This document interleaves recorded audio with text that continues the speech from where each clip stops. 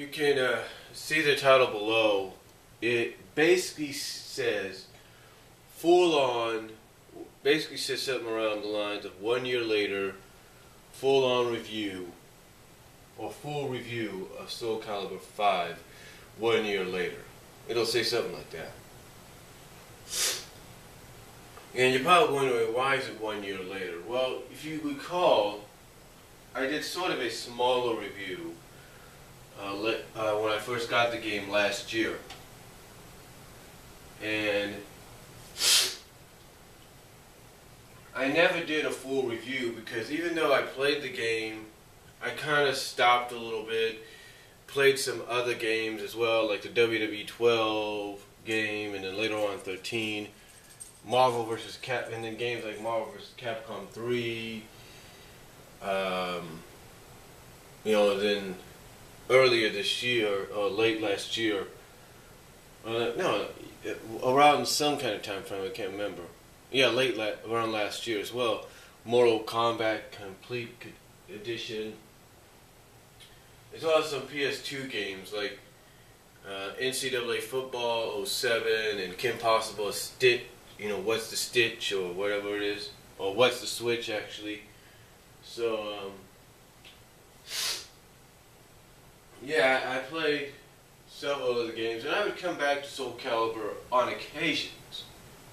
And it wasn't until recently, about a week or two ago, that I started playing it more so, because my nephew, my 9-year-old nephew that I mentioned in a vlog, loves to play Mortal Kombat.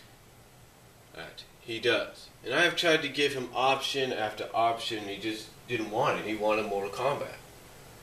I mean, he even said at one point that he asked me, and this was like maybe about an hour before my mom got home. He was asking me, can I play this until Grandma gets home? Can I play Mortal Kombat until Grandma gets home? And I had to tell him no. So, but anyway, besides that, when I started to let him play it more so, because it had that creation mode, where you could create your own characters, your own CASs, or CAFs or CASs, if you will, which they shorten, whatever that is shortened for when it comes to. I mean, I know what CAR is. It's create a wrestler. CAF is create a fighter. CF is create a fighter. This one is create a style or create a character. I don't know, something. But anyway, I let him play this. I even opted to take one of my memory card, not my hard drive, but my memory card, to let him have an entire section of 50 slots to play with and utilize and create different characters that he felt that he could create.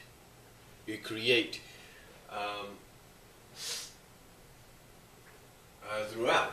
So I gave him that right there to do. And because of this whole situation and trying to find a game that was not M-rated but that would appeal to his creative mind,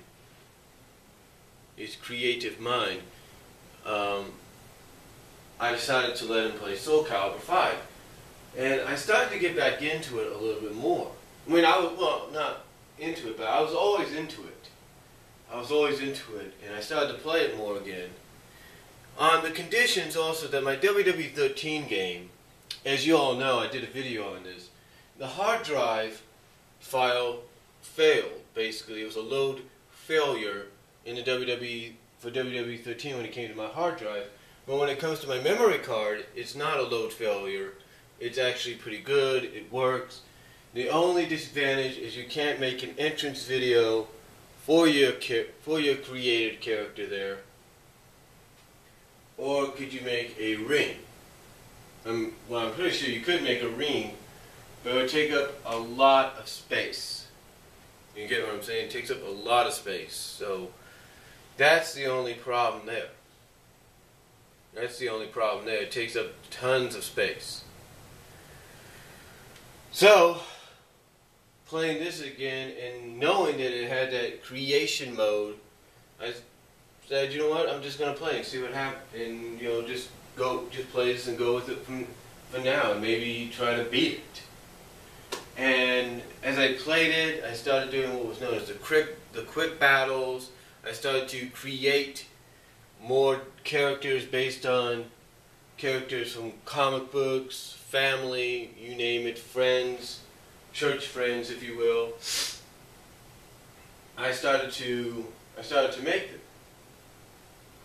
So as I made them, I started to unlock a lot of other things, like different clothing items and stages and stuff like that. The quick battles, to me, are, you know, well, I gotta definitely repeat what Angry Joe said in his review last year. He said that you could dump loads of hours and loads of fun, or loads of hours into this mode, into the quick battle mode, because it's a ton of fun, and it is. It is, because it's one of those modes that not every fighting game, if any fighting game at all, with the exception of Soulcalibur, can give you. But yeah, you know, I just decided to start using the creation mode there, as well as start to finally, as well as explore the other modes like the quick battle and all that. And then I finally decided yesterday, you know what? There's not really much on right now. Might as well just, might as well just finish the story, you know. Because I was watching Joe's review again, and I figured, you know what? I'm up to a certain level, and there are certain characters that I did unlock during Quick Battle, but there are some characters that are really hard to find, and you got to go to certain regions. You got to select certain regions to try to be lucky enough to find them. So I decided, you know what? I'm going to see what I can obtain and unlock if I do the story mode. And here was what was funny about this. I was at, I believe, episode 8 was the last time I played story mode, and I progressed all the way through. I did. I progressed all the way through. I took a break for a little bit, had dinner, and then I finished. But, you know, like I said, I hadn't finished it until last night because, like I said, I would always have my mind focused on other things, or playing other games. Because I guess in a way I favored them more so than this, especially the wrestling games. But hopefully now that 2K Sports, or Take-Two, has obtained the WWE game license, hopefully if we get a game this year and everything's retained, then nothing bad will happen. That we'll have a good game this year. But that's not what I'm here to talk about. I'm here to talk about this game, Soulcalibur V. Now, to me, first of all, I suggest going to Angry Joe's review of it from last year. He gives an honest answer and everything, because, you know, Soulcalibur V, I guess you could say, is a mixed bag. It is. It is in some cases, but in my estimation, it's not the kind of mixed bag that's, you know, would make you be disgusted or anything like that. You know, first of all, let's start with the meat. Let's start with the meat, if you will, the main portion, the heart of the game, the story. Because every fighting game, whether it's a good fighting game or a bad fighting game, will have a story mode. We'll have a reason as to why these characters are in this game, and you know what the involvement has to do with the game,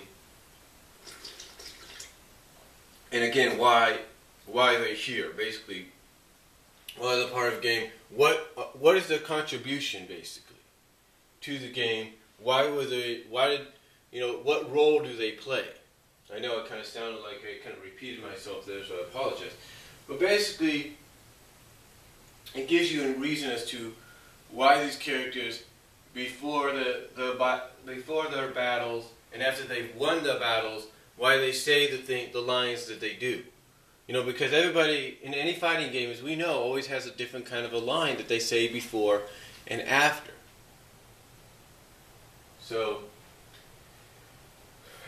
anyway, the story mode, as everybody's already stated, and if you're a fan of Angry Joe, he stated, takes place 17 years after Soulcalibur V. And the two children,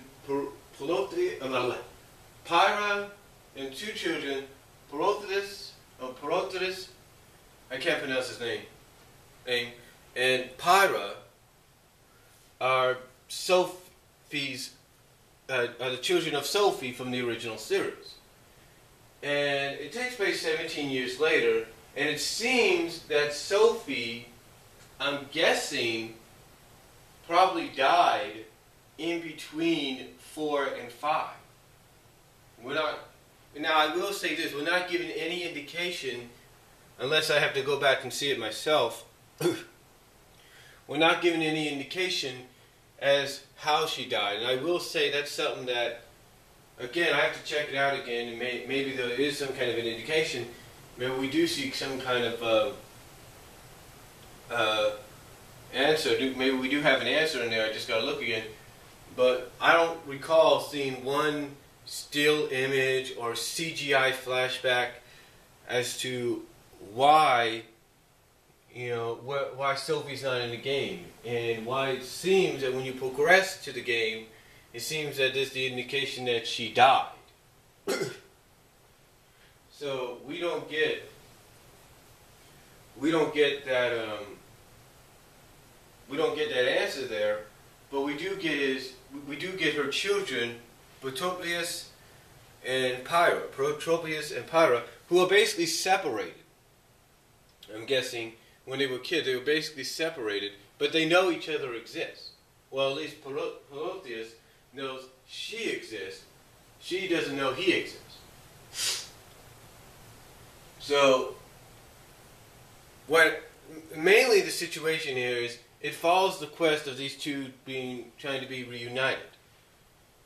And I know some people might have a difference of opinion on the story. I thought it was a unique story in its own sense, because here you have both children, or both brother and sister, if you will, being manipulated on their journey by these two separate spirits or entities, one representing Soulcalibur, the other representing Soul Edge. So they're both being manipulated by the powers and entities of these swords, if you will. Pyra, she's being manipulated not just by Tira, if you will, or Tia. She's also being manipulated by the Malfestus.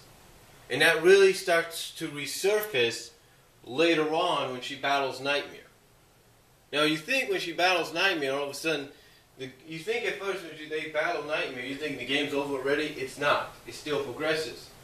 You see, this is a chapter in the game that really, gives you that, unique twist, that reasoning as to why, the brother has to save his sister, but why the brother gets so easily manipulated. As well as did the sister. So, anyway, the story's a unique concept in its own sense, if you will. It's very unique. It's very unique, and it's got its twists and turns. Like I say, when they first encounter Nightmare, who Protheus, I can't pronounce his name. The brother thinks it's somebody else at first, but doesn't know it's Nightmare. Hold on for a second, folks.